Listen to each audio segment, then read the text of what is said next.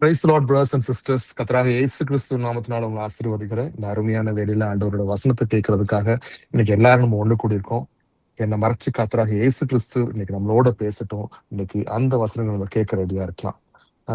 பொதுவாவே ஒரு விஷயம் கெட்டு போகக்கூடாது அப்படின்னாவே முதல்ல செய்யற விஷயம் நம்ம என்ன அப்படின்னா, அது ஒரு சாப்பிடுற மாதிரி விஷயம் அப்படின்னா நம்ம செய்யறது முதல் உப்பு.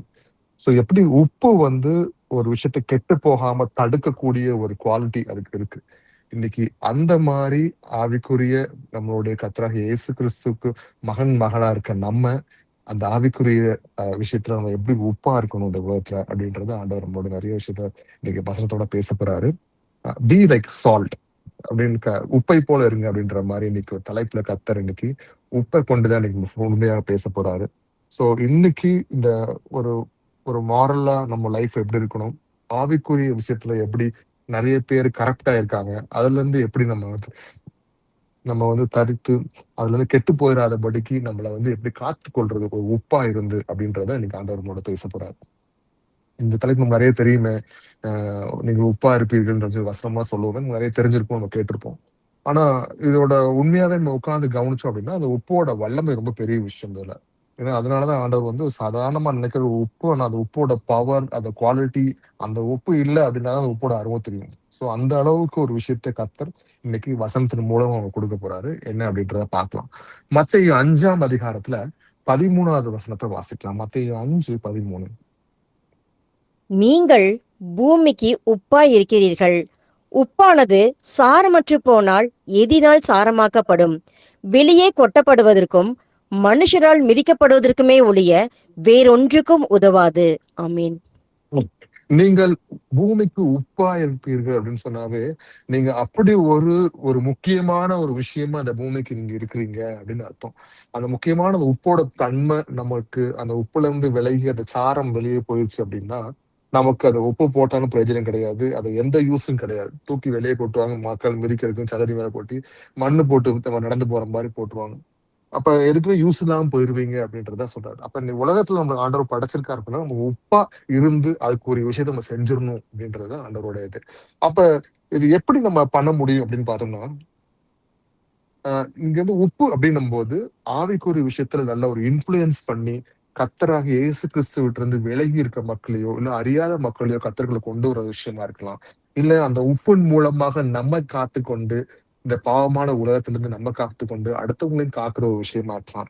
அப்படி இல்லைன்னா இந்த இந்த உலகத்தை கர்த்தராக இயேசு கிறிஸ்துவுக்காக அதை மாற்றுறதாகவும் அவரை பற்றி அறிவிக்கக்கூடிய ஒரு விஷயமாவும் இந்த உப்பு செயல்படுது அப்படின்றத இன்னைக்கு ஆண்டவர் காமிக்கிறாரு. அப்ப இது உப்பா நம்ம எப்படி இருக்கணும் அப்படின்றத கர்த்தர் உப்பின் மூலமாக இன்னைக்கு நமக்கு ஃபுல்லும் இன்னைக்கு நம்ம சொல்லிக் கொடுக்க போறாரு. வசனத்தின் மூலமா பார்க்கலாம். ஒரு எக்ஸாம்பிள் பாத்தீங்க அப்படின்னா, ஒரு கிறிஸ்தவன் என்ன பண்ணும் அப்படின்னா, ஒரு ஒரு டேஸ்ட் இல்லாத ஒரு உப்பா இருந்தான் அப்படின்னா அவனுக்கு பவர் இல்லாத ஒரு மனுஷனா அங்க இருக்கிறான்னு அர்த்தம் இந்த உலகத்துல. ஆனா ஒரு உப்பு டேஸ்ட் இருந்தாதான் அந்த மாதிரி ஒரு இயேசு கிறிஸ்துக்குள்ள இருக்க ஒரு மனுஷன் அவருக்கு கீழ்ப்படிஞ்சு ஒரு வார்த்தையில் கீழ்ப்படிஞ்சு நடக்கக்கூடிய ஒரு உண்மையான கிறிஸ்துவனா இருந்தாதான் அவன் வந்து ஒரு ஒரு பவர்ஃபுல்லான ஒரு மனுஷனா இருக்கிறான் அப்படின்றதுக்கு ஒரு நல்ல ஒரு எக்ஸாம்பிளா சொல்லலாம். சரி, அப்ப உப்புக்கு வந்து நம்ம என்ன சொன்னோம், இந்த சாரம் அப்படின்னு சொல்லி பேசணும். அதாவது வந்து அதோட டேஸ்ட் எப்படி இருக்கும் அப்படின்னா அந்த டேஸ்ட் இதோட அந்த அந்த டேஸ்ட் கொடுக்கறதே உப்பு தான். ஒரு சாப்பாட்டுல அந்த உப்பு இருந்தாலும் டேஸ்ட் வரும். ஒரு நல்ல ஒரு குழம்பு பண்ணிருக்காங்க அப்படின்னா அந்த குழம்பு பொரியல் பண்ணியிருந்தா அந்த பொரியலை தூக்கி கொடுக்குற அளவுக்கு அந்த டேஸ்ட் வருதுன்னா அந்த போடுற ரெண்டு போடுற அந்த உப்புலதான் இருக்கு அப்படின்னு நமக்கு எல்லாருக்குமே தெரியும். அப்ப அந்த உப்புக்குன்னு ஒரு அந்த டேஸ்ட் கொடுக்கறது என்ன அப்படின்னா அதோட தன்மை அப்படின்றது நமக்கு நல்லா தெரியும். அப்ப இன்னைக்கு கிறிஸ்தவனா இருக்க நமக்குள்ள அந்த தன்மை எப்படி இருக்கணும் அப்படின்னு கேட்டீங்கன்னா, இன்னைக்கு வந்து ஆவிக்குரிய விஷயத்துல யாரையும் நம்ம வந்து கர்த்தருக்குள்ள கொண்டு வர்றதுக்குரிய அளவுக்கு அந்த பலன் நம்மகிட்ட இருக்கும், அந்த மாதிரி வார்த்தைகள் நம்ம கிட்ட இருக்கணும் அப்படின்னு சொல்றாங்க. அப்ப அந்த மாதிரி வார்த்தைகள் எங்க கிடைக்கும், அப்படிப்பட்ட பலன் எங்க கிடைக்கும்?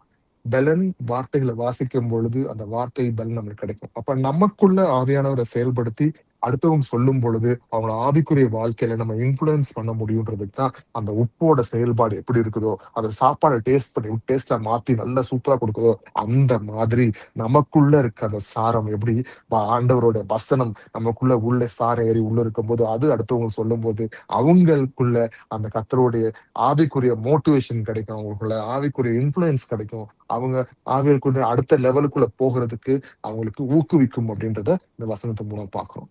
அப்புறம் அந்த சாரத்தை பத்தி பேசிக்கிட்டு இருக்கோம். அந்த உப்போட சாரம் எப்படி இருக்கணும் அப்படின்னா அந்த டேஸ்ட் ஃபிளேவர் அது வந்து ஒரு பரிசுத்தமான ஒரு கேரக்டர் கொண்டு வரக்கூடிய ஒரு விஷயமா இருக்கணுமா. அப்ப இன்னைக்கு நீங்களும் நானும் கர்த்தராகிய இயேசு கிறிஸ்துவோட மகனா நம்ம இருக்கும் பொழுது அந்த வசனங்களை வாசிச்சு அவரை விசுவாசிச்சு பிதாவாகிய தேவன் இயேசு கிறிஸ்துவாக வந்திருக்காரு, நமக்காக மரிச்சாரு, சிலுவையில அறையப்பட்டாரு, நமக்காக ரத்தம் சிந்தினாரு, இன்னைக்கு உயிரோட இருக்கிறார் நமக்குள்ள. அவர் எப்படி இருக்காரு? அவர் ஆவியானவரா இருக்காரு. நான் சொல்லிய வசனம் ஆவியும் ஜீவனுமா இருக்குன்னு சொன்னது போல இன்னைக்கு ஆவியானவரா உங்க மனசுல என் மனசுல இருக்கிறார் அப்படின்றது விசுவாசிச்சு பரிசுத்தமான ஒரு கேரக்டர்ல இருக்கும். அப்ப இந்த பரிசுத்தமான கேரக்டர் எப்படி இருக்கும்? என்னோட சிந்தை பரிசுத்தமா இருக்கும், என்னோட பார்வை பரிசுத்தமா இருக்கும், என்னோட காதுல கேட்கிற ஒவ்வொரு விஷயம் பரிசுத்தமா இருக்கும், என் நாவல வர ஒவ்வொரு விஷயம் பரிசுத்தமா இருக்கும், என் இருதயத்துல இருக்க ஒவ்வொரு சிந்தனைகளும் பரிசுத்தமா இருக்கும், என்னோட செயல் இன்னும் பரிசுத்தமா இருக்கும். ஆனா நான் பேச்சு ஒண்ணு பேசிட்டு என் செயல் வேற மாதிரி செஞ்சுட்டு இருந்தா அது பரிசுத்தத்துக்கு அடையாளம் இல்லை பிரதர்ஸ் அண்ட் சிஸ்டர்ஸ். இன்னைக்கு நான் ஒரு கட்ட சொன்னது போல நீங்க உப்பா இருக்கிறீங்கன்னு சொன்னது போல நான் இன்னைக்கு கத்தருக்கு உப்பா இருக்கேன் அப்படின்னா அடுத்தவங்களுக்கு என்னோட பரிசுத்தத்தின் மூலமாக அந்த வெளிப்படுத்தணும், அந்த சாரத்தை, அந்த ருசியை அவங்களுக்கு கொடுக்கணும் அப்படின்றத நம்ம ஆண்டவனுக்கு சொல்லி கொடுக்குறாரு. அப்ப இன்னைக்கு நம்ம எப்படி இருக்கணுமா? அந்த உப்போட சாரத்துல போல இருக்கிறது போல இன்னைக்கு அடுத்தவங்களுக்கு ஒரு உதவியாக ஊன்றுகோலா அடுத்தவங்களுக்கு கர்த்தராகிய இயேசு கிறிஸ்துவுக்குள்ள ஒரு பரிசுத்தமா இருந்து அவங்களையும் அவருக்குள்ள நடத்துறதுக்கு நம்ம ரெடியா இருக்கணும் அப்படின்றத பாக்கணும். அப்புறம் இந்த சாரத்தை பற்றி பேசும்பொழுது நான் உப்பா நம்ம எல்லாருமே உப்பா இருக்கோம். அப்ப உப்பா இருக்கும் பொழுது என்ன ஆகும்னா நம்மளோட பேச்சு நம்மளோட பேச்சு எப்படி இருக்கணும்னா கிருபை பொருந்திய பேச்சா இருக்கணுமா. அப்ப இன்னைக்கு உப்பு எப்படி ஒரு சாப்பாட்டுல போட்டு அந்த சாப்பாடு எல்லாம் டேஸ்ட் பண்ணி கொடுக்குது. ஒரு குழம்பு ரொம்ப ருசியா வைக்கிறாங்கன்னா அப்ப அந்த உப்பை கொஞ்சம் போட்டதுக்கு அப்புறம் ரொம்ப டேஸ்ட் வரும். அப்ப அந்த டேஸ்ட் கொடுக்குற மாதிரி இன்னைக்கு கர்த்தராகிய இயேசு கிறிஸ்துக்குள்ள நான் இருக்கும் பொழுது ஆவிக்குரிய விஷயத்துல கர்த்தராகிய இயேசு கிறிஸ்துக்கு முன்பாக ஒவ்வொருத்தவங்களுக்கும் முன்பாக நான் பேசும்போது அந்த சாரம் எப்படி இருக்கும்னா கிருபை பொருந்திய பேச்சா இருக்கணுமா. நான் ஒருத்தவங்க பேசும்பொழுது அது நம்ம சபைக்குள்ள இருக்கலாம், நம்ம வீட்டு குடும்பத்துக்குள்ள இருக்கலாம், கணவன் மனைவிக்குள்ள இருக்கலாம், பிள்ளைகளுக்குள்ள இருக்கலாம், நம்ம பக்கத்து வீட்டுக்காரங்களோட பேசுறதா இருக்கலாம், வேலை பார்க்குற ஒரு இடத்துல பேசுறதா இருக்கலாம். எதுவா இருந்தாலும் நம்ம பேச்சுல கிருபை பொருந்திய பேச்சா இருக்கணும் அப்படின்னு வசனம் சொல்லுது. அப்ப நம்ம வார்த்தையினால அவங்களோட வேதனைகளையும் கஷ்டங்களையும் ஆண்டவரோட வார்த்தையை சொல்லி அவங்களுக்கு பலன் கொடுத்து அவங்கள சுகப்படுத்தக்கூடிய விஷயமா இருக்கலாம். அவங்க விழுந்து தோய்ந்து கிடக்கிறவங்களை உயர்த்தி விடுற ஒரு விஷயமா இருக்கலாம். அவங்களுக்காக அழுது ஜெபிச்சு அவங்களுக்கு ஆறுதல் சொல்லக்கூடிய ஒரு விஷயமா இருக்கலாம். இப்படிப்பட்ட ஒரு கிருபை பொருந்திய பேச்சு உள்ளவங்களா நீங்களும் நானும் இருக்கணும் brothers and sisters. இன்னைக்கு ஆவியானவர் தான் நம்ம சொல்லிக் கொடுக்கிறார். நம்ம பேச்சுனால யாரையும் குத்தி பேசுறாதபடி, நம்ம பேச்சுனால யாரும் தகாதபடி பேசுறாதபடி, நமக்கு புறங்கூறுதல் பண்ணாதபடி, காசிப் பண்ணாதபடி நம்ம கர்த்தராகிய இயேசு கிறிஸ்து நாமத்தினால இந்த அருமையான வார்த்தைகளை பேசுறதுக்கு நமக்கு ஆண்டவர் நம்மள உப்பா இருங்க அப்படின்னு சொல்றாரு எனக்கு. அப்புறம் உப்பு சாரம் இல்லாம போச்சுன்னு வச்சுக்கோங்களேன், உப்புக்கு மகிமையே இல்லை, உப்புக்கு டேஸ்டே இல்லாம போச்சு அப்படின்னா நம்ம எப்படி இருப்போம் அப்படின்னா நம்மவும் இந்த உலகத்துல ஒரு மக்கி போய் டேஸ்ட் இல்லாத ஒரு மனுஷனா நம்ம கர்த்தருக்கு முன்பாக இருப்போமா. இன்னைக்கு அதான் ஆண்டவர் சொல்றாரு. அப்ப இவங்க எப்படிப்பட்ட ஆளா இருப்பாங்க அப்படின்னா இந்த உலகத்துக்கு ஒத்த வேஷம் தரித்து உலகத்தின் விஷயம் எல்லாத்தையும் கேட்டு ஆண்டவர் மேல் விசுவாசம் இல்லாம உலகத்தான் சொல்ற மாதிரியே கேட்டு அந்த மாதிரி நடந்தோம் அப்படின்னா அந்த உப்புல சாரம் இல்லாம அந்த உப்பை மண்ணுல கொட்டுற வேண்டிய நிலைமை வந்துரும் அப்படின்றது இந்த வசனத்தின் மூலம் பாக்குறோம் brothers and sisters. அப்ப இன்னொன்னு இந்த உப்பு இப்போ ஊறுகாய் எடுத்துக்கோங்க. இந்த உப்புல வந்து அந்த ஊறுகால போடும்போது என்ன ஆகுது அப்படின்னா அந்த ஊறுகாய் ஊற ஊற ஊற அந்த உப்புல என்ன ஆகும் நல்லா ஊறி அது கெடாதபடி இருக்கும். இன்னைக்கு உப்பு கண்டம் அப்படின்னு போடுறாங்க கறியில. அந்த கறி வந்து நார்மலா ஒரு நாள் வச்சிருந்தோம் அப்படின்னா அடுத்த நாள் கெட்டு போயிடும், புழுத்து போயிடும் புழு வச்சு. ஆனா அது புழு வச்சு கெட்டு போகாதபடிக்கு உப்பு போட்டு என்ன பண்றாங்க அதை காய வச்சு வெயில்ல உப்பு போட்டு அதை காய வைக்கிறாங்க. அப்ப ஒவ்வொரு விஷயம் உப்பு போட்டு பதம் படுத்துறாங்க. இந்த உப்பு போட்டு பதப்படுத்துறது என்ன அப்படின்னா இன்னைக்கு கர்த்தராகிய இயேசு கிறிஸ்துவுக்கு முன்பாக இன்னைக்கு நீங்களும் நானும் உப்பா இருக்கிறீர்களுக்கு அர்த்தம் எப்படின்னா நம்ம நம்ம பரிசுத்தத்தை காத்துக்கொள்றதுக்கும் ரட்சிப்பை காத்துக்கொள்றதுக்கும் நம்ம பதப்படணும் அப்படின்றத ஆண்டவர் காமிக்கிறார்.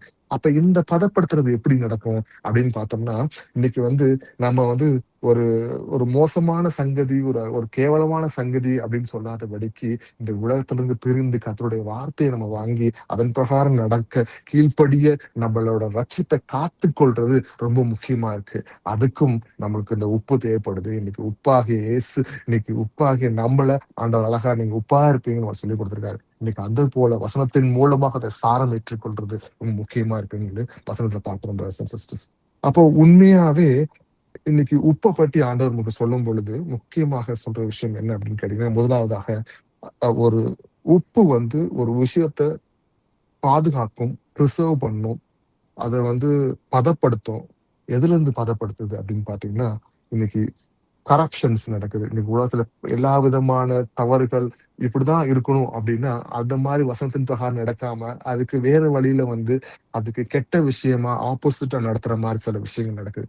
அப்ப அதுல இருந்து எப்படி நம்மளை பாதுகாத்து பதப்படுத்தி கொள்றது அப்படின்னு சொல்லி இன்னைக்கு ஆண்டவர் பேசுறாரு. வாசிப்போம் பிலிப்பியர் 2 வசனத்தை.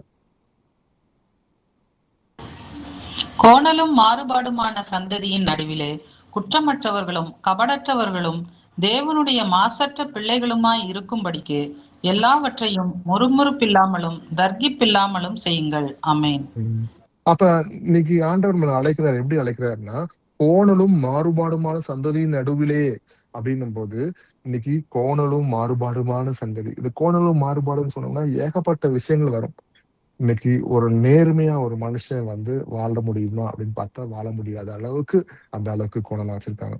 ஒரு மனுஷன் ஒரு பரிசுத்தமா இருக்கிறானா, இல்லைன்னா விபச்சாரம், களியாட்டம், வேற எந்த மாதிரி வெறி செயலுக்குள்ள இறங்கி தவறான ஒரு இச்சைக்குள்ள போறானா அப்படின்னா அதுவும் இந்த நடுவுல நமக்குள்ள இருக்கு. இப்ப இந்த மாதிரி ஏகப்பட்ட விஷயங்கள் நம்மளை சுத்தி இருக்கிற இடத்துல ஆண்டவர் சொல்றாரு, கோணலும் மாறுபாடுமான சங்கதி நடுவிலே குற்றமற்றவர்களும் கபடற்றவர்களுமாய் தேவனுடைய மாசற்ற பிள்ளைகளுமாய் இருக்கும்படிக்கு எல்லாவற்றையும் முறுமுறுப்பு இல்லாமல் தர்க்கமும் இல்லாமல் செய்யுங்கள். அப்ப எல்லாத்தையும் நம்ம பரிசுத்தமாக கர்த்தருக்கு முன்பாக மாசற்றபடி நம்ம செய்யாதபடிக்கு எல்லாமே பரிசுத்தமாக எந்த இடத்துலயும் நம்ம முணங்காம இப்படி இருக்கு, எல்லாரும் இப்படி இருக்காங்க, நான் மட்டும் இப்படி இருக்கேனே அப்படின்னு சொல்லி நீங்க முறுமுறுக்காமல் முணங்காமல் என்ன பண்ணுமா, எதையும் தர்க்கிப்பு இல்லாமலும் செய்யுங்கள் சொன்னது போல இன்னைக்கு வசனத்துக்கு கீழ்ப்படிஞ்சு இப்படி நம்ம செய்யணும் ஆண்டவர் சொல்றாரு brothers and sisters. அதான் சொல்றது, God calls you to live pure even in corrupt society.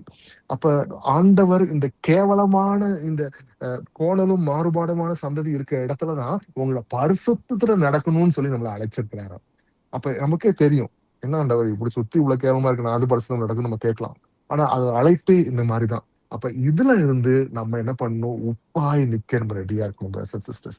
அப்ப இந்த உப்பு எங்க பட்டாலும் அந்த கெட்ட விஷயத்தை கெடாதபடி பார்த்துக்கும். எப்படி அதே நேரத்துல உப்பு மேல எது பட்டாலும் கெடாதபடி உப்பையும் பார்த்துக்கும். இன்னைக்கு நீங்க நானும் உப்பா இருக்கோம் அப்படின்னா நம்மளை கெடா விடாமல் பார்த்துக்கிட்டு அடுத்த விஷயத்தையும் கெடாதபடிக்கு கர்த்தராகிய இயேசு கிறிஸ்துவுக்குள்ள நம்ம எல்லாத்துக்கு மேலேயும் அன்பு காட்டி பொறுமையா இருந்து நேசிக்க அவங்களை கர்த்தரின் வழியில் நடக்கிறதுக்கு நம்ம இந்த மாதிரி விஷயத்த செய்யணும்னு சொல்லி ஆண்டவர் சொல்றாரு brothers and sisters. Your life should be resist and expose darkness. அப்ப எவ்வளவு மோசமான விஷயம் வந்தாலும் கர்த்தருக்கு விரோதமா சில விஷயம் நமக்கு நடக்குதுன்னா அதை எதிர்த்து நின்று அந்தகார விஷயத்த நம்ம வெளிச்சம் போட்டு காட்ட வேண்டியது நம்ம கடமையா இருக்குன்றத இந்த இடத்துல பாக்கணும். இப்ப ஒரு உதாரணத்துக்கு சொல்றேன். இன்னைக்கு நம்ம வேலை பார்க்குற இடத்துல ஒரு மோசமான சில விஷயங்கள் நடக்குது. ஒரு வேலை பார்க்குற இடத்துல பணத்தை வாங்கிட்டு லஞ்சம் வாங்கிட்டு சில விஷயம் நடக்குது அப்படின்னா அந்த இடத்துல நீங்களும் நானும் பரிசுத்தமாக கர்த்தருக்கு முன்பாக நேர்மையா நடக்கணும்ன்றது கர்த்தர் விரும்புறார். இதுதான் உப்புக்குரிய தன்மையா இருக்கு brothers and sisters. இன்னைக்கு நீங்களும் நானும் கர்த்தருக்கு முன்பாக உப்பா இருக்கிறோம். அப்ப உப்பா இருக்கிறோம் நம்ம இந்த மாதிரி கேவலமான விஷயம் நம்மளை அண்டாதபடிக்கு அந்த உப்பை மேல தூவி என்ன பண்ணணும், அவங்களுக்கும் நடக்காதபடிக்கு நமக்கும் அதை ஒட்டிக்காதபடிக்கு நம்மளை பரிசுத்தத்தின் மூலமா காத்துக்கொள்ளணும் அப்படின்றத ஆண்டவர் காண்கிறார். அடுத்த ஒரு வசனம் வாசிக்கலாம். நீதிமொழிகள் 14 வசனம். Proverbs 14:34. நீதி ஜனத்தை உயர்த்தும், பாவமோ எந்த ஜனத்துக்கும் இகழ்ச்சி. ஆமென். நீதி ஜனத்தை உயர்த்தும். அப்ப நீதி உள்ள விஷயம் எல்லாமே அந்த இடத்துல இருந்துச்சுன்னா அந்த அந்த மொத்த நாட்டையுமே உயர்த்தும் அப்படின்றத சொல்றாங்க. பாவமும் எந்த ஜனத்துக்கும் நிகழ்ச்சி. அந்த பாவம் உள்ள வந்துச்சுன்னா எல்லாமே அழிவுதான் அப்படின்றத பாக்குறோம். அப்ப ஒரு ரைச்சஸஸ் பீப்புள் ஆக்ட் லைக் சால்ட். ஒரு பரிசுத்தம் உள்ள ஒரு மக்களோ ஒரு ரட்சிப்படைஞ்ச மக்கள் எப்படி இருப்பாங்கன்னா, உப்பு போல நம்ம இருக்கணும்ன்றது ஆண்டவர் சொல்றாங்க. Lifting and pursuing the moral condition of society.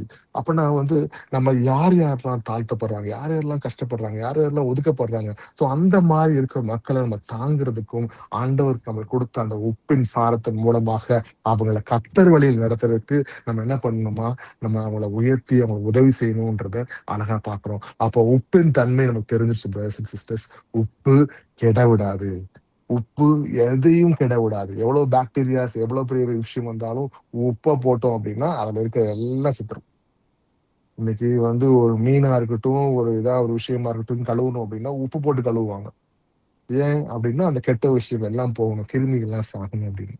இன்னைக்கு நம்ம என்ன பண்ணணும் அப்படின்னா, கர்த்தருடைய வசனத்தை சொல்லும் பொழுது அங்க இருக்க கிருமிகள், அங்க இருக்க அந்தரங்கள் விஷயங்கள் எல்லாமே வந்து அழிஞ்சு போயிரும் அப்படின்றத இங்க பார்ப்போம். அடுத்தது ஆதியாகமம் 18:32 வாசிக்கலாம். அப்பொழுது அவன், ஆண்டவருக்கு கோபம் வராதிருப்பதாக, நான் இன்னும் இந்த ஒரு விசை மாத்திரம் பேசுகிறேன், 10 நீதிமான்கள் அங்கே காணப்பட்டாலோ என்றான். அதற்கு அவர், 10 நீதிமான்களின் நிமித்தம் அதை அழிப்பதில்லை என்றார். ஆமென். இந்த கதை நமக்கு தெரியும். தேவன் போறாரு அங்க வந்து அழிக்கிறதுக்காக, சோதோம் அழிக்கிறதுக்காக போறாரு. லோத் அங்க இருக்கிறாரு. அப்ப வந்து ஆபிரகாம் கேட்கிறாரு, ஐயோ ஆண்டவரே அது அழிச்சிடாதீங்க அப்படின்றத சொல்றதுக்காக ஒவ்வொரு விஷயமா அப்படியே கேட்கிறாரு. 50 பேர் இருந்தா அழிக்க மாட்டீங்களா அப்படின்னு ஒன்னா கேட்டுக்கிட்டே வராரு. அப்படி கேட்டு வரப்போ கடைசி இங்க 10 விஷயத்துக்கு கூட நம்ம இங்க பாக்கணும். அப்ப நான் அழிக்க மாட்டேன் அப்படின்ட்டு அவர் போறாரு. அப்ப ஒரு ஒரு இடத்துல அழிவு நடக்க போது, அந்த இடத்துல ஒரு நீதிமான் உப்பாக நின்னு எப்படி அதை காக்குறார் அப்படின்றதுக்கு ஒரு எக்ஸாம்பிளா நம்ம இங்க பாக்குறோம். இன்னைக்கு அதே தான் பிரதர்ஸ் அண்ட் சிஸ்டர்ஸ். நம்மளுடைய ஜெபம், ஒரு நீதிமானுடைய ஜெபம், இன்னைக்கு நீங்களும் நானும் கர்த்தருடைய பிள்ளைகள், நீங்களும் நானும் உப்பா இருக்கணும்ன்ற ஞாபகம் வச்சுக்கோங்க. நம்மளுடைய ஜெபம் யாருக்காவது ஜெபிக்கும் பொழுது, உண்மையாக ஆண்டவருக்கு முன்பாக கேட்கும் பொழுது அந்த ஜெபத்தை அப்பா கேட்பாரு.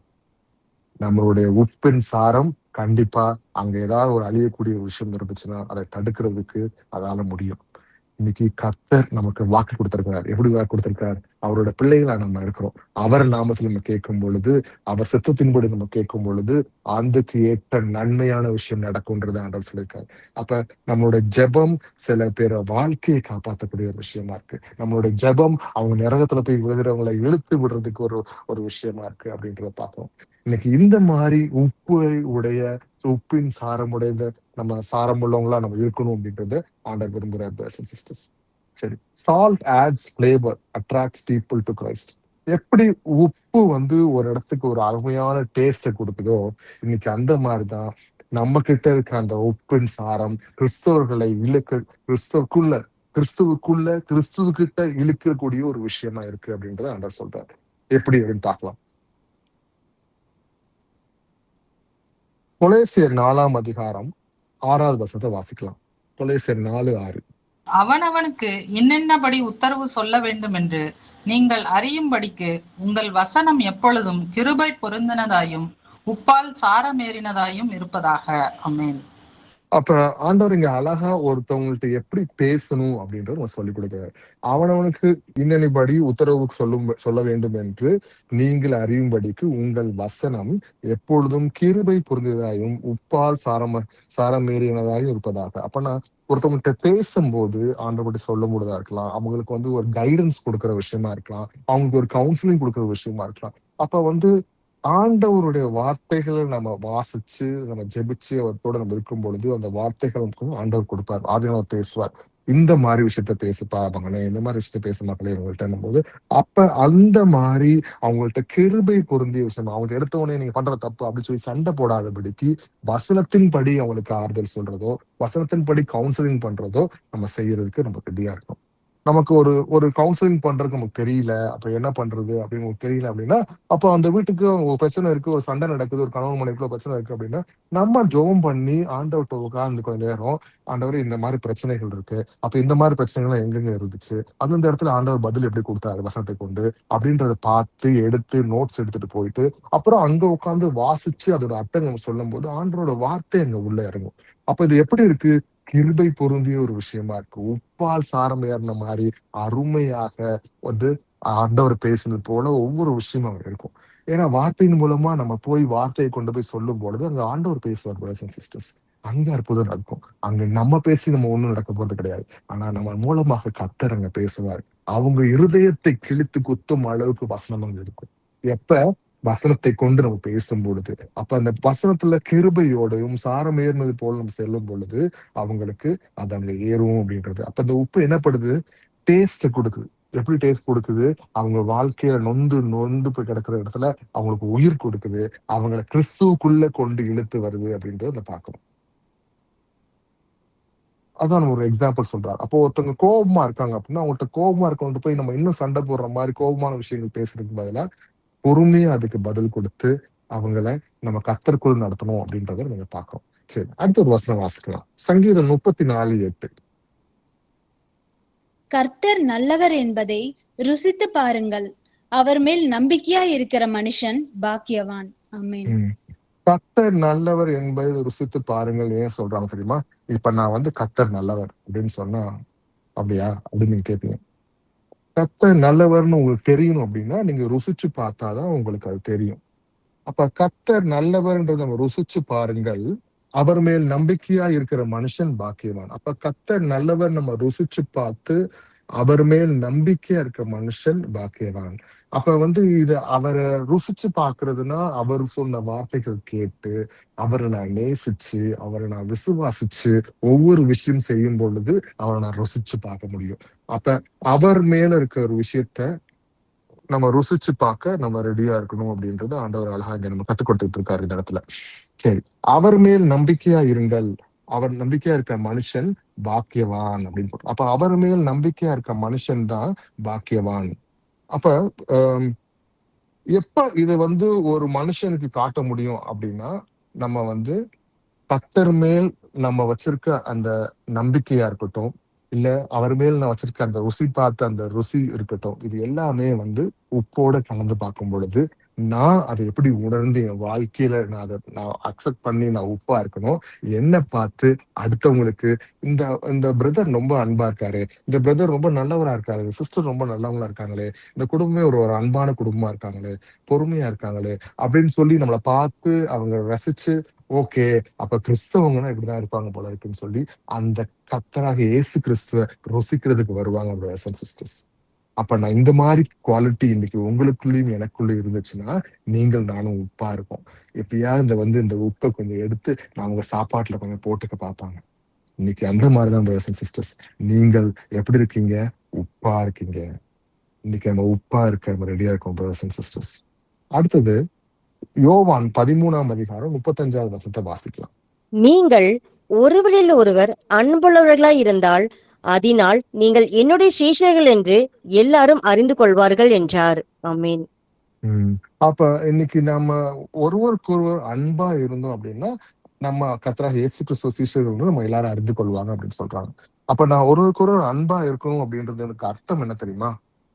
நமக்குள்ள கோபங்கள் இல்லாம, நமக்குள்ள பெருமை இல்லாம, நான் உயர்ந்தவன் நீ தாழ்ந்தவன், நான் இவ்வளவு சம்பாதிக்கிறேன் நீ படிக்காதவன் அப்படின்னு நினைக்காம ஒருவருக்கொரு தாங்கி கர்த்தருக்குள்ள புத்திமதி சொல்லி நம்ம கூடி வரும் பொழுது என்ன இவங்க மட்டும் வித்தியாசமா இருக்காங்க, இந்த கூட்டம் இந்த சபையில இருக்கவங்க வித்தியாசமா இருக்காங்க அப்படின்னு யோசிப்பாங்க. இன்னைக்கு இதைதான் கர்த்தர் விரும்புறார் பிரதர்ஸ் அண்ட் சிஸ்டர்ஸ். ஒருவருக்கொரு கூடி எப்படி கர்த்தராக இயேசு கிறிஸ்து இந்த உலகத்துல இருக்கும் பொழுது சீஷர்கள் ஒருவருக்கொரு கூடி ஒருத்தவங்களுக்கு வீடுகள் தோறும் சபைகள் கூடி ஜெபிச்சு அப்பம் விட்டு எப்படி ஒருவருக்கொரு நேசிச்சு அன்பா இருந்தாங்க. அவங்க சுத்தி இருக்க மக்கள் எல்லாம் அதை கவனிச்சாங்க. எப்படா இவ்வளவு அன்பா இருக்கிறாங்க, யாரா அவங்க அப்படின்னு சொல்லி பார்த்திருக்காங்க. அப்ப இன்னைக்கு அந்த மாதிரி ஒரு அன்புள்ள குணம் இருந்தாவே நம்மளை பார்த்து இவங்க கிறிஸ்தவர்களோட கிறிஸ்தவங்க, அவங்க இயேசுவை துதிக்கிறவங்க அப்படின்னு அவங்களுக்கு தெரியும். அப்ப இந்த அன்பு எப்படி இருக்கு அப்படின்னா இன்னைக்கு நீங்கள் நானும் உப்பை போல இருந்தாதான் இந்த அன்பை நம்ம காட்ட முடியும் பிரதர்ஸ் அண்ட் சிஸ்டர்ஸ் அப்படின்றதுக்கு ஆண்டவர் ஆத்ம வசனத்தை மூலம் காட்டுறார். சரி, salt creates thirst, make people seek God. அதாவது எப்படின்னா உப்பு கொஞ்சம் அப்படியே வெறும் உப்பை கொஞ்சம் கையில எடுத்து அப்படியே வாயில போட்டு பாருங்க, அஜிஜோ உப்பு கக்கிது அப்படின்னு சொல்லி என்ன பண்ணுவோம், உடனே தண்ணியை தேடுவோம். அப்ப தண்ணி குடிக்கல அப்படின்னா ரொம்ப தாகமாயிடும். அப்ப தண்ணி தாகம் எடுக்கிறதுக்கு காரணம் என்ன அப்படின்னு பாத்தீங்கன்னா உப்பு. உப்பு ஒரு விஷயத்த என்ன பண்ணும் அப்படின்னா தாகம் எடுக்க வைக்கும். உப்பு தாகம் எடுக்கிறதுக்கு கிரியேட் பண்ணுது அப்படின்னு சொல்லி நாங்க பாக்கிறோம். இது போலதான் இன்னைக்கு உப்பு கர்த்தராக இயேசு கிறிஸ்துவ மக்கள் தேடி வரணும் அப்படின்றதுக்கு ஊக்குவிக்குது அப்படின்றத பார்க்கிறோம். அது எப்படி அவங்க தேடி வர்றதுக்கு உப்பு ஊக்குவிக்கும் அப்படின்னு பார்த்தா, இன்னைக்கு நீங்களும் நானும் உப்பா இருக்கிறோம் என்னன்ற வசனத்தின் மூலம் பார்க்கலாம். யோவான் 7ஆம் அதிகாரம் 37வது வசனத்தை வாசிக்கலாம். பண்டிகையின் கடைசி நாளாகிய பிரதான நாளிலே இயேசு நின்று சத்தமிட்டு, ஒருவன் தாகமாய் இருந்தால் என்னிடத்தில் வந்து பானம் பண்ண கடவன். ஆமென். அப்ப ஏன் ஆண்டவர் சொல்றாரு அழகா, ஒருத்தர் தாகமா இருந்தா என்னிடத்துல வந்து பானம் கண்டம் கடவுன்னு சொல்லி. அப்ப இன்னைக்கு நம்மளுடைய வாழ்க்கையில ஒரு எப்படின்னா, ஒரு பரிசுத்தமான வாழ்க்கை கிறிஸ்துவுக்குள்ள நம்ம வாழ்ந்தோம் அப்படின்னா, அதை பாக்குறவங்க அடுத்தவங்களுக்கு எப்படி இவ்வளவு அன்பா இருக்காங்க, ஒரு குடும்பம் ஒரு ஒற்றுமையா இருக்கு, டெய்லி ஜெபிக்கிறாங்க, உண்மையா இருக்கிறாங்க, தேவையில்லாத விஷயத்துக்கு ஆசைப்படுறது இல்ல, இந்த குடும்பம் யார்ட்டையும் சண்டை போட்டுக்கிறது இல்ல, பொறுமையா போயிடுறாங்களேன்னு சொல்லி நம்ம வாழ்க்கையை மிச்சவங்க பார்ப்பாங்க பிரதர்ஸ் அண்ட் சிஸ்டர்ஸ்.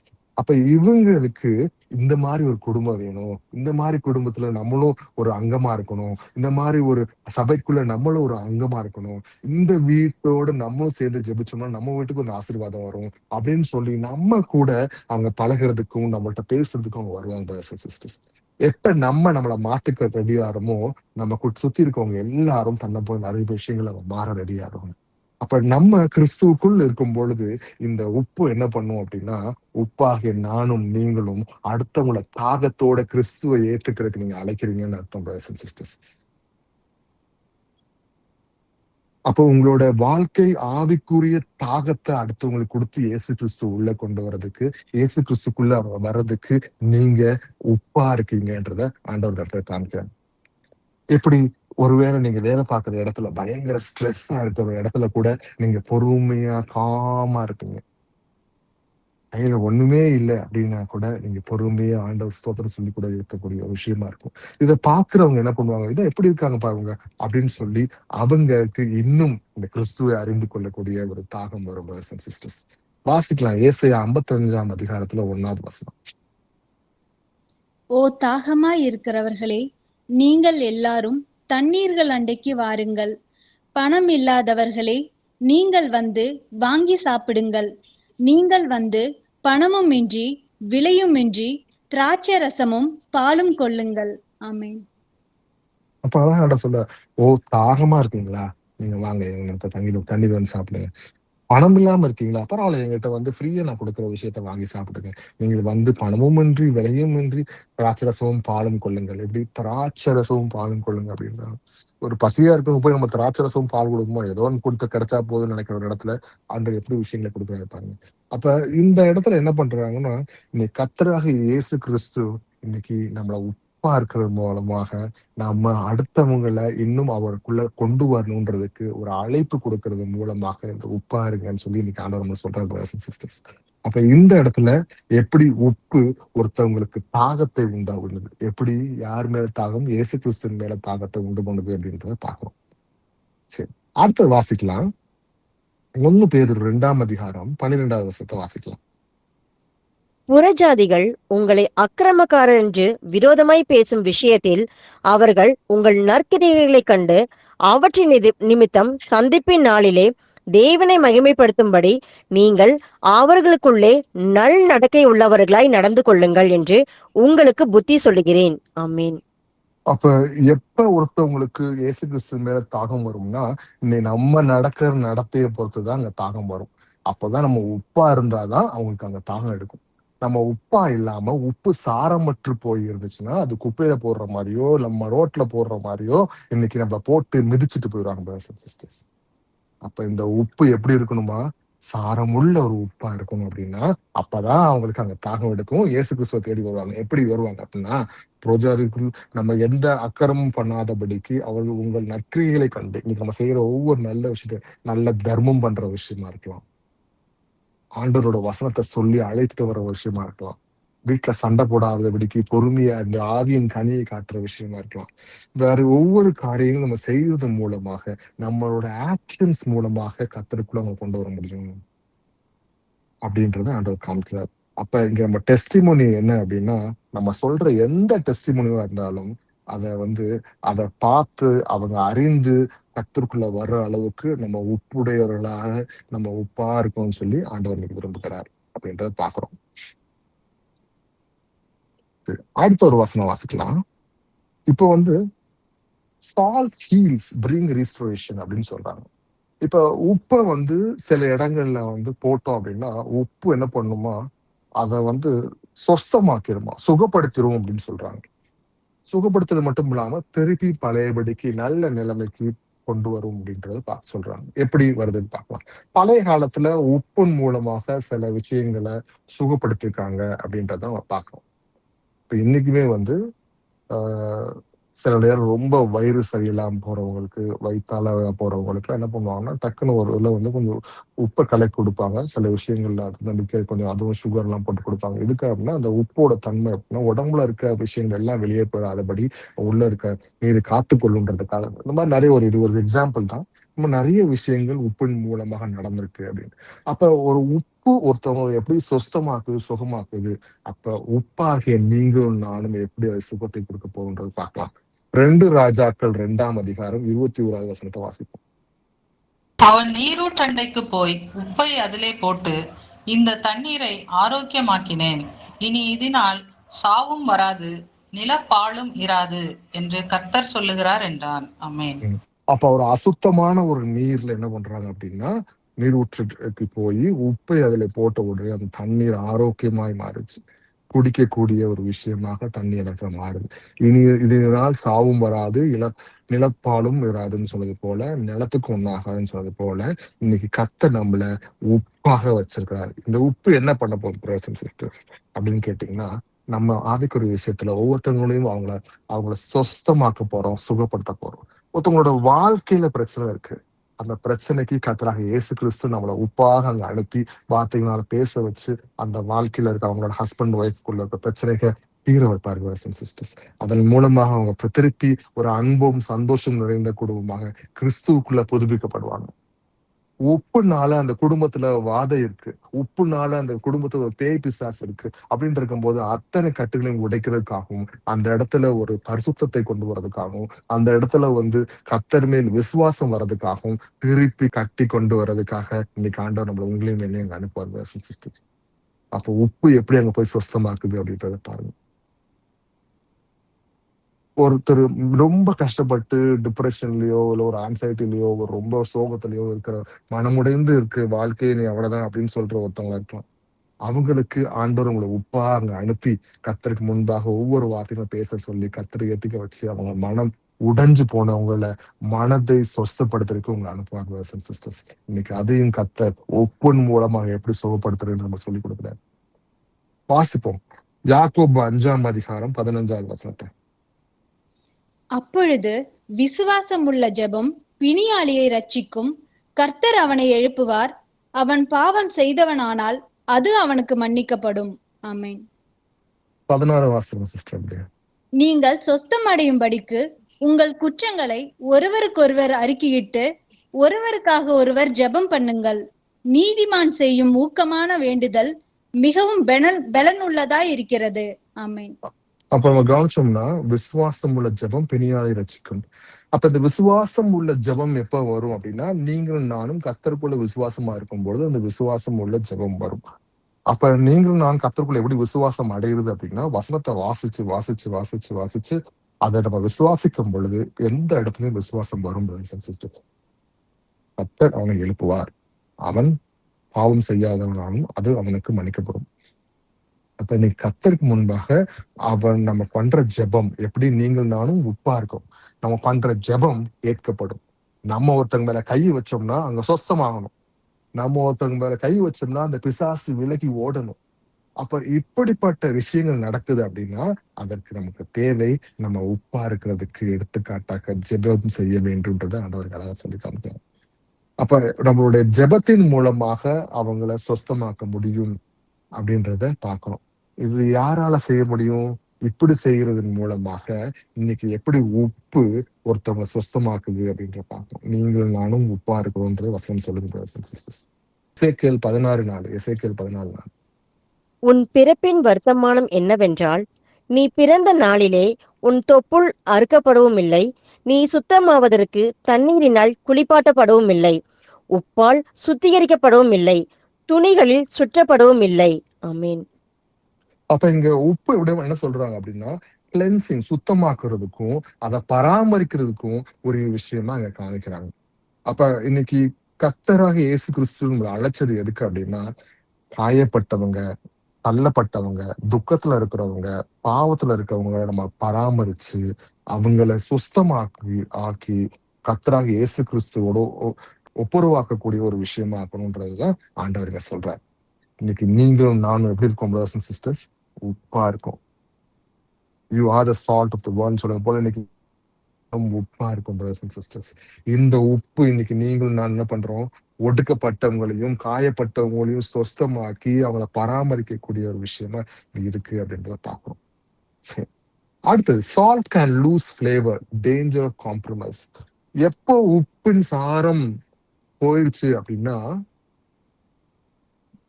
ஆண்டவருக்கு விரோதமா சில விஷயங்கள் நம்ம காம்ப்ரமைஸ் ஆறோம் அப்படின்றது அர்த்தமாகும். எப்படின்றத பார்க்கலாம். உப்பு சாரமற்று போனால் தூக்கி வெளியே கொட்டுறதுக்கு ஏத்தாப்புல வெளிப்படுத்தல் 2ஆம் அதிகாரத்துல 4ஆவது வசனத்தை வாசிப்போம்.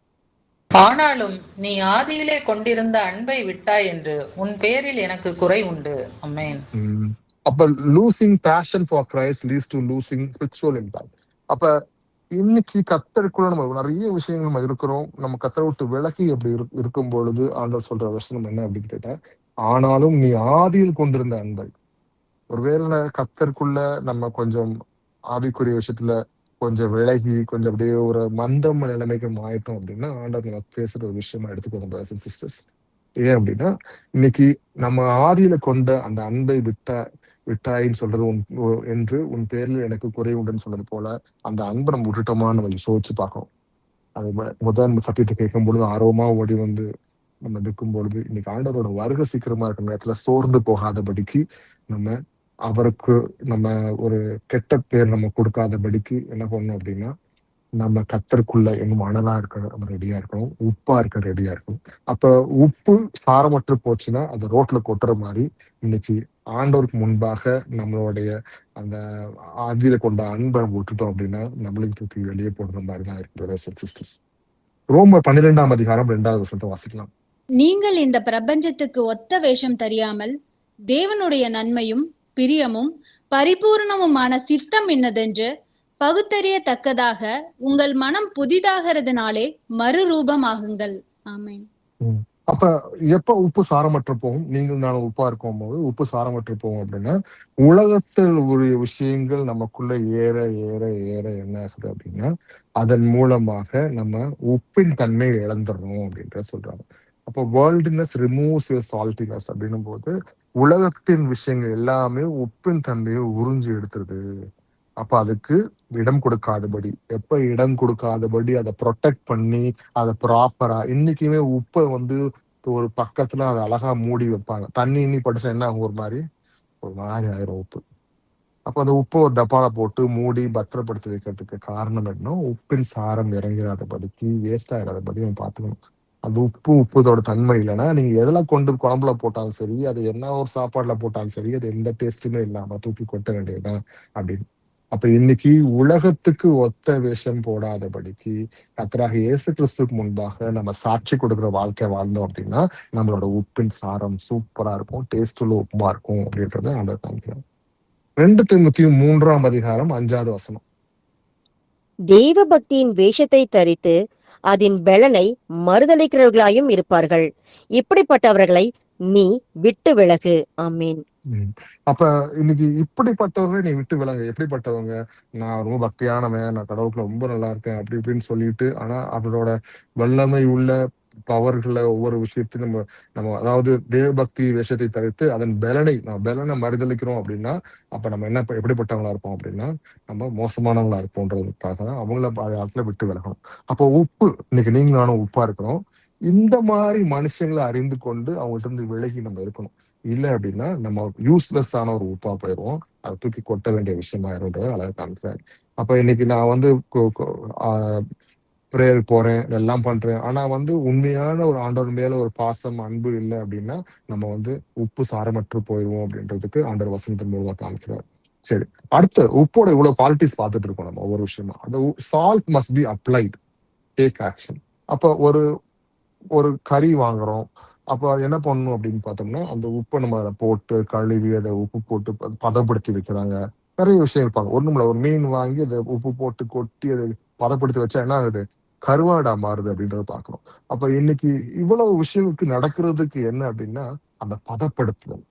அப்ப இன்னைக்கு நம்ம உப்பா இருக்க நம்ம ஒவ்வொரு நாளும் உப்பின் மூலமாக அதை தொடும் பொழுது, உப்பின் சாரத்தை அது காட்டும் பொழுது, அந்த இடம் ஒரு சூப்பரா ஆகுதுன்றதை பார்க்கிறோம். என்னன்றத பார்க்கலாம். Salt is only useful when it touch something.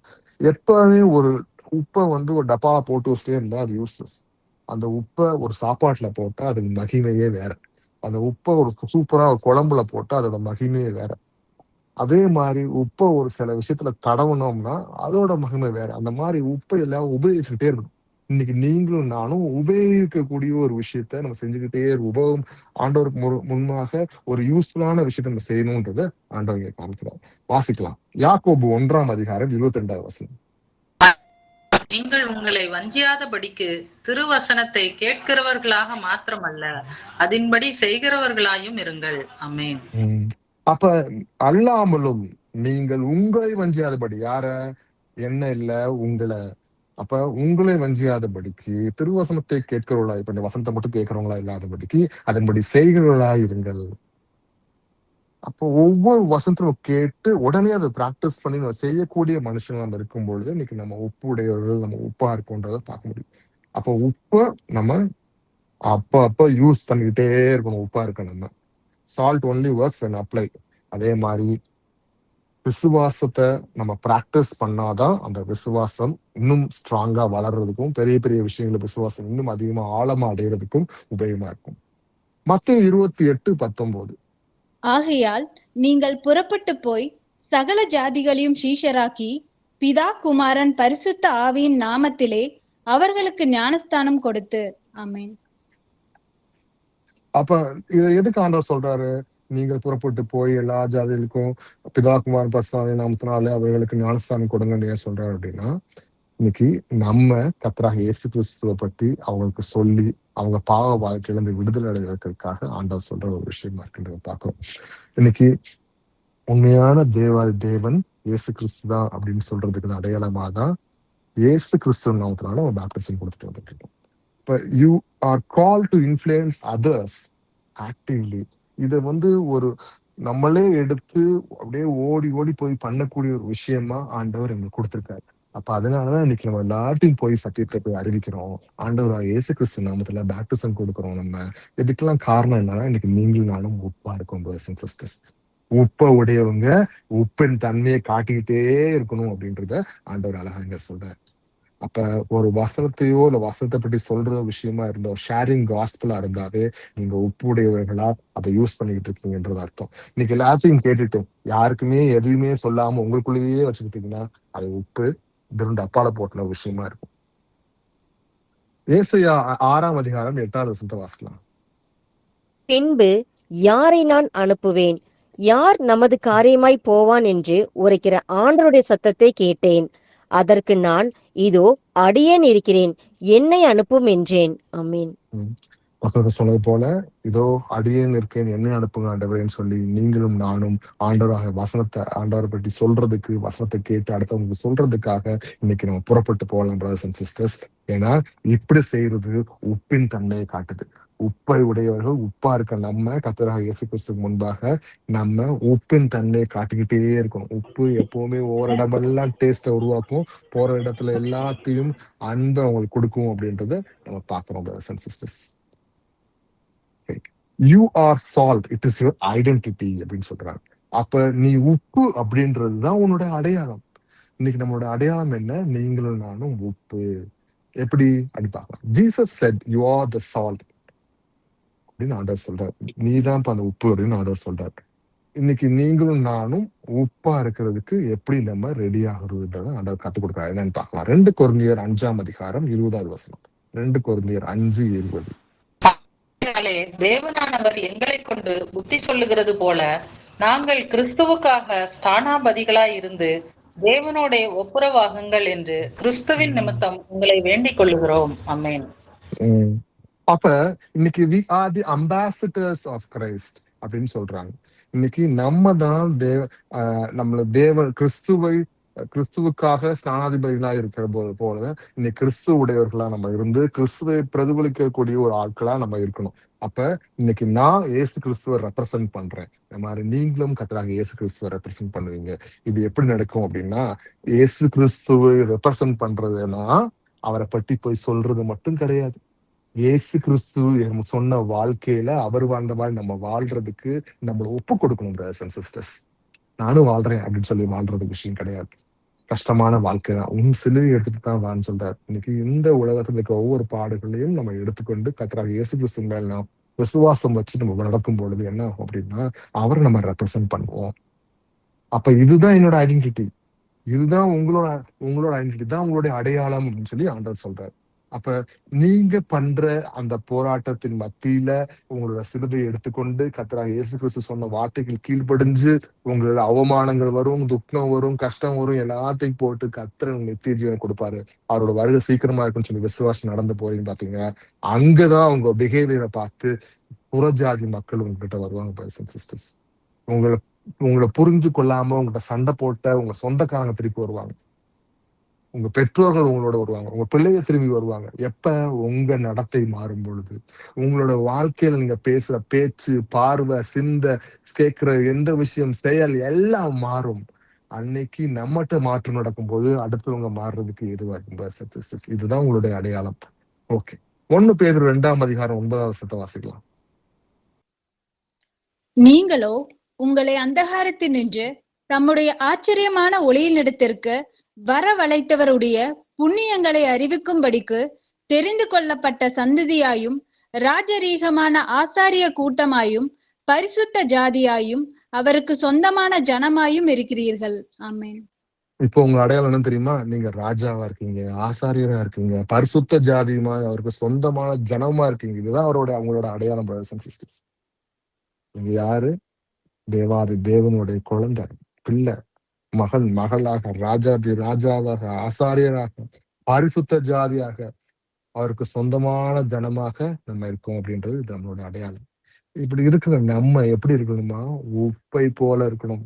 உப்பு சும்மா இருக்காது பிரதர்ஸ் அண்ட் சிஸ்டர்ஸ். உப்பு ஒரு விஷயத்துல பட்டுச்சுன்னா அந்த விஷயத்தையே ரொம்ப அழகா டேஸ்டா கொண்டு போயிடும். அது கெட்டு போகாத விடபடி பாதுகாக்கும் அப்படின்றத பார்க்கிறோம். அடுத்த எபேசியர் 5:8 வாசிக்கலாம். முற்காலத்தில் நீங்கள் அந்தகாரமாய் இருந்தீர்கள், இப்பொழுதோ கர்த்தருக்குள் வெளிச்சமாய் இருக்கிறீர்கள். வெளிச்சத்தின் பிள்ளைகளாய் நடந்து கொள்ளுங்கள். ஆமீன். இது ரொம்ப அருமையான வசனம். முன்னாடி நம்ம எப்படி இருந்தோம் அப்படின்றத ஆண்டவர் காமிக்கிறார். நம்ம அந்தகாரமா இருந்தோம், இருளுக்குள்ள கிடந்தோம் பிரதர்ஸ் அண்ட் சிஸ்டர்ஸ்.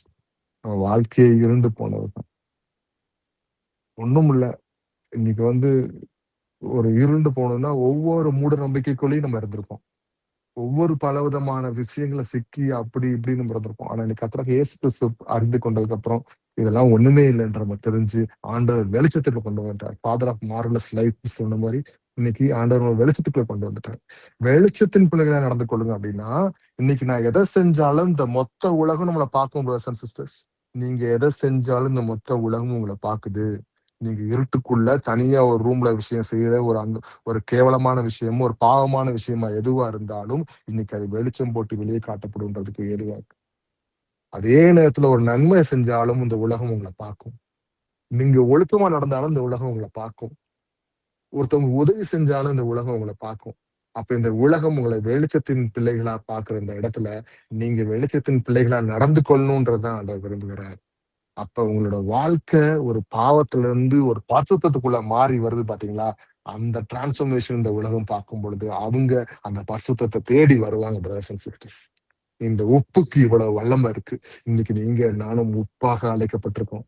இந்த உப்பு ரிசர்வ் பண்ணும், இந்த உப்பு ருசியை கொடுக்கும், இந்த உப்பு பாதுகாக்கும், இந்த உப்பு சுகப்படுத்தும், இந்த உப்பு முழுமையாக ஒருத்தன் பாவத்துல இருந்து அவன பரிசுத்தத்துக்கு மாற்றும் பிரதர்ஸ் அண்ட் சிஸ்டர்ஸ்.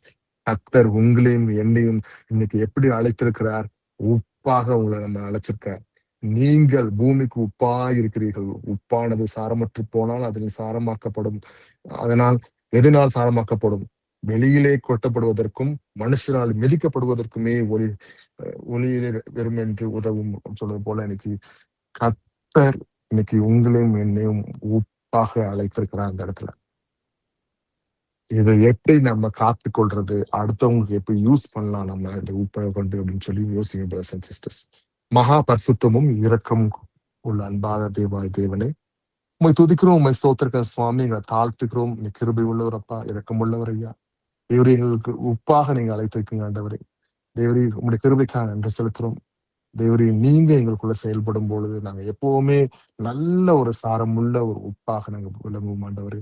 இந்த உலகத்துக்கும் எங்க குடும்பத்துக்கும் எங்க சுற்றி இருக்க அத்தனை பேருக்கும் நாங்க உமக்கு சாட்சியாக உப்பாக இருக்கிறது கொடுங்க ஆண்டவர். எங்களுக்குள்ள இருக்க கெட்ட குணங்களை மாற்றி போட்டு உமக்குள்ள ஒரு பரிசுத்தத்தை நாங்க அடைய கொடுங்க. ஆவியின் கனிகளை நிரப்புங்க ஆண்டவரே. இப்படியே மெசேஜ் கேட்டிருக்க அத்தனை பிரதர்ஸ் அண்ட் சிஸ்டர்ஸையும் இயேசு கிறிஸ்து நான் ஆசீர்வதிக்கிறேன்.